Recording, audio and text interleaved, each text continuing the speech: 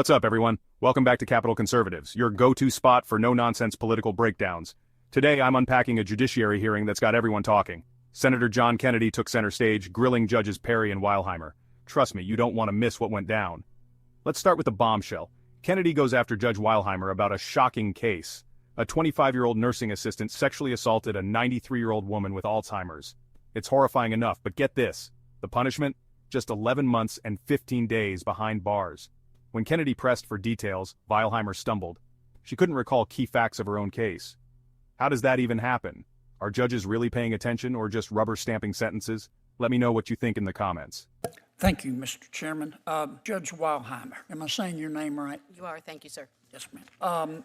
Who is Brian Labus, L-A-B-U-S? Does that name ring a bell? Brian Labus, if I am remembering, Labus. if I am remembering correctly, since I had 2 years in criminal, about 2,000 cases assigned to me, I believe he was the first human trafficker case we had in Montgomery County. Am I remembering that correctly, Senator? Well, he was 25 years old. He was a nursing assistant. Oh, that's a different case. I do recall that one. Thank you, Yeah, sir. nursing home. He sexually assaulted one of the patients. She had Alzheimer's. Do you remember how old she was? I do not remember, but I do know she needed to be in a nursing home and was incapacitated. She was 93 years old. He's 25. He gets her alone. She's got Alzheimer's, and he molests her. This meathead made bail, and because he's like a rock, only dumber, he immediately goes out and drives while smoking dope. He gets arrested, and he came before you for sentencing. You remember what sentence you gave him? I do, and my recollection of the facts is slightly different. My recollection is his DUI arrest was after my sentencing, but regardless, you are correct. He had the DUI.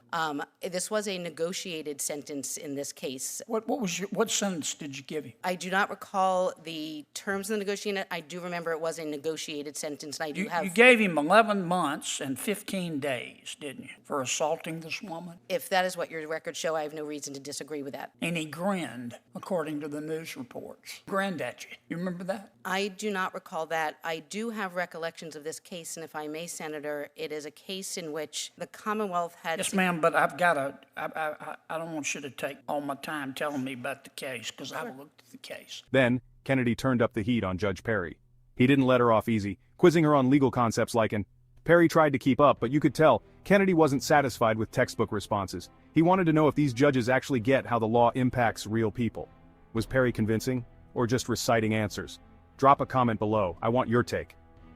For the DUI, after this meathead assaults a 93-year-old Alzheimer patient, you gave him 11 months and 15 days. For the DUI case, you gave him 3 days to 6 months. Senator, the DUI was not in front of me. I was out of the criminal division by then, and I believe that went to a judge that took my cases when I was transferred to the civil division. Ms. Perry, tell me the difference between res judicata and collateral estoppel. Collateral estoppel is also known as issue preclusion. Res judicata is also known as claim preclusion. In issue preclusion, the question is whether the parties have previously litigated to their merits and finality the same issue, in which case they would not be allowed to relitigate the issue. In claim preclusion, the question is similar, whether the parties have litigated to finality on the merits claims, and they would not be allowed to relitigate those. Okay. Tell me the legal meaning of present sense impression. Present sense impression is an exception to the hearsay rule.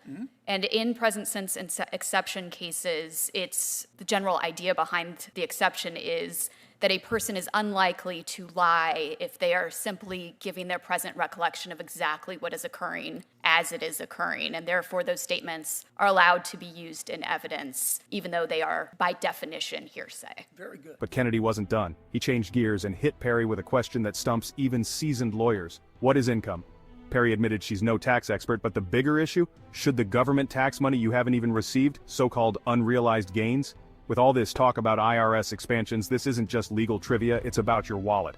If you want more deep dives like this, smash that subscribe button now. Tell me, what is, we all pay taxes on income. I know you do because the FBI check. They do a thorough background check. And I do too. What is income? Well, the IRS regulations are extremely complex when it comes to what is income? describing income, but Basically, it is anything of value that you receive throughout the year. So it could be gratuities, it could be wages. Well, what if I'm asking you how you go about analyzing this. Let's suppose Senator Durbin starts a new company, takes it public, and I decide to buy some stock because I believe in Dick Durbin, and I buy it at 10, and it goes to 20, and I'm feeling all warm and toasty, but I don't sell it. I want to because I think it's going to go to 30 because I believe in Senator Durbin. Can government tax me even though I haven't sold it? I am by no means a tax expert, and I would like no one to rely upon this tax advice. My understanding is that would be an unrealized capital gain,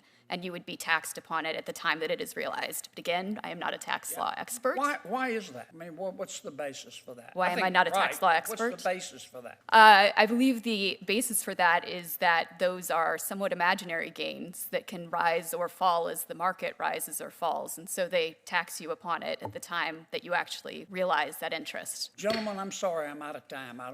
I didn't get to ask you a question. Thank you, Senator. Here's my bottom line. Kennedy's questioning exposed some serious cracks in the system. Are judges being too soft? Are they out of touch with the real-world consequences of their decisions? This wasn't just legal jargon, these were real cases with real victims and real accountability on the line. If you think judges should answer for their actions, share this video. Thanks for watching Capital Conservatives. Subscribe and hit that bell so you never miss an update. Stay informed, stay bold. Catch you next time.